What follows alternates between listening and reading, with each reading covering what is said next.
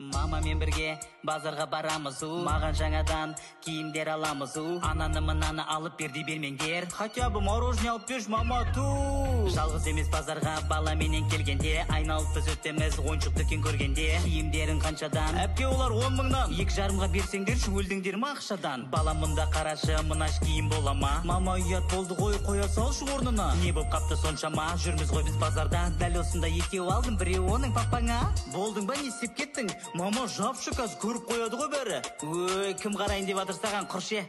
Үстімдегі үлкен, жараспайды мүлдем, қайтарып қой жеңін, өсесің ғой бірден. 2 размер үлкен, аяқ киім алдым, зато 2 нәскемен киесің ғой қалың. Бутиктерге көптеп, клиенттер келет, бір айналып келем деп, неге алдай берет? Аралап жүргенде танысын көріп қалады, 2 сағат тоқтамай әңгіме айтып тұрады. Осы жерде тұра тұр, мороженое әперем, пакеттерге қарай тұр, бір жерге барып келем. Аналар ол баласының кем болғанын қаламайды, дәл осында еңбек үшін әрқашанда бағалайды. Өздеріне бір зат сатып алмаса да бірақта ешқашанда баласынан ештеңені аямайды.